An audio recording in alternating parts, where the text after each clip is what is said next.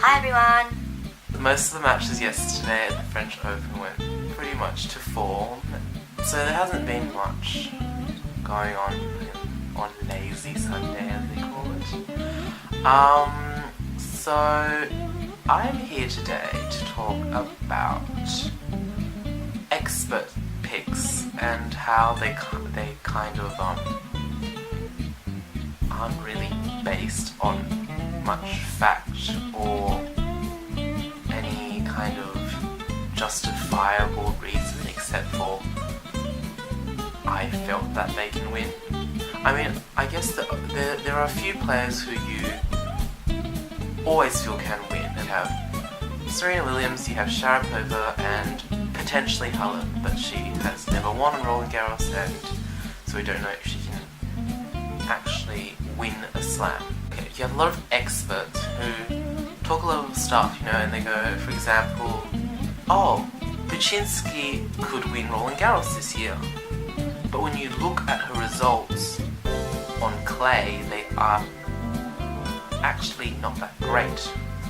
But then where you have other players, for example, Begu, who have been playing really, really well.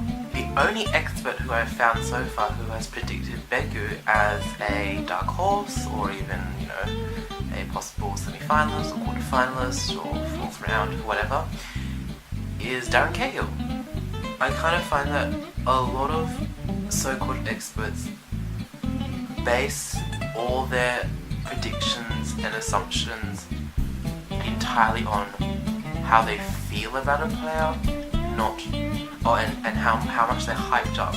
Hype plays a lot in the way predictions are made, mainly because there's like a really good narrative surrounding it. Well, Begu doesn't really do that. Begu has silently made her way through to the semis of lots of events, but she's never, she's not American, she's not pretty, she's not a top 20 player, and so she's not a previous Grand Slam winner, and so people just ignore her or forget about her, or she kind of just isn't really considered much of a prospective,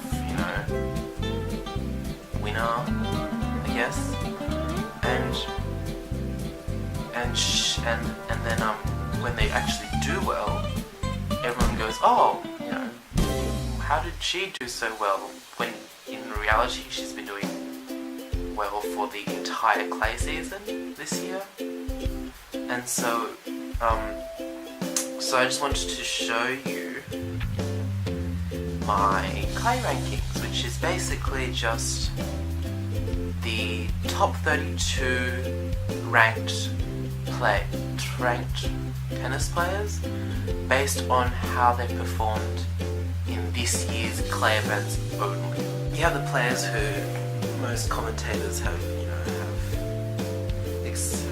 predicted to do well in Roland Garros because of their recent results. So you have Sharapova, who's currently number 1. You have Kvitova, who has a relatively soft draw. It's not as easy as Halep's section of the draw, but it's softer. You have Kerber, you have Suarez Navarro, Kuznetsova, Irani, Halep, and Begu. Begu is the 8th best player on clay this year. And then when you continue on, you have Wozniacki, you have Svitolina. No one's really,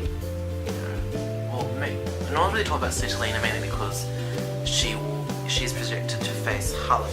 Then you have Serena Williams, Keys, you have Stosur, you have Hradečka. If Hradečka had been given a much better draw, I think she would be projected to go further. Karen Knapp, who unfortunately is up against Wozniacki first round, so there's another player that won't, who probably won't make it deep, but again, she has the potential to upset Wozniacki. And then you have Gavrilova. She is the 16th best player, and no one really seems to pay attention, care. Continuing on, you have Vinci, Mladenovic. Mladenovic, if she can beat Bouchard, is also a quarterfinal contender. Then you have Mikhail, who again has a pretty not so great draw. She could face Petkovic in the second round, then Irani in the third. Irani in the third. And then Wozniacki in the fourth if she can get past Irani. So again, she has a tough draw, and so I guess rightfully she's discounted. Then you have Caroline Pliskova, who hits me. I mean, she's not playing badly on clay, but she's the 20th best player on clay, and people talk about her as if she's going to be amazing. You have Shafazova Pereira. Pereira has done extremely well on clay, and only well on clay. And since she's drawn in Halep's quarter, she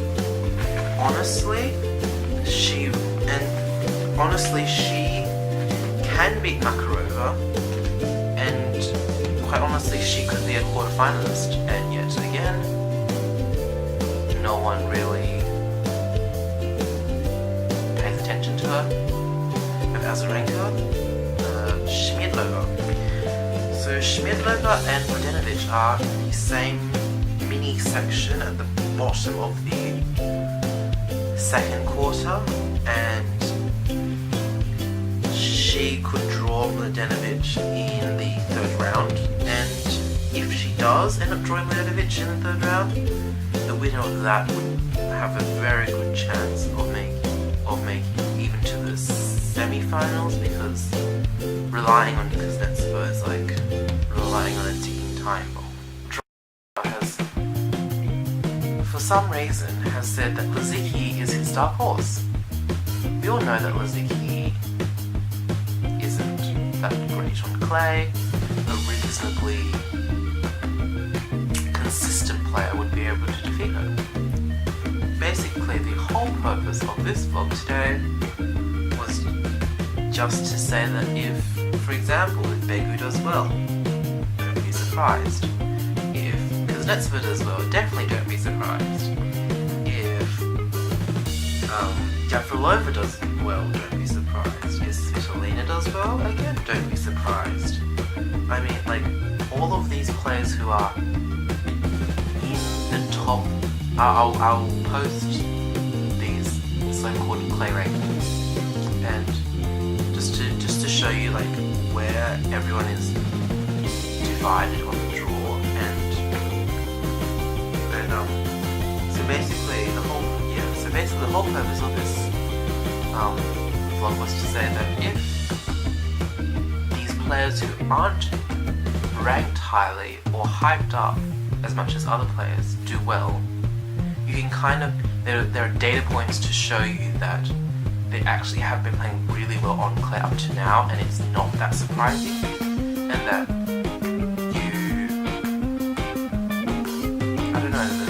that it's just, it has been coming, the success has been coming, and it's been consistent, and it's been constant, and yet no one has picked up on it yet.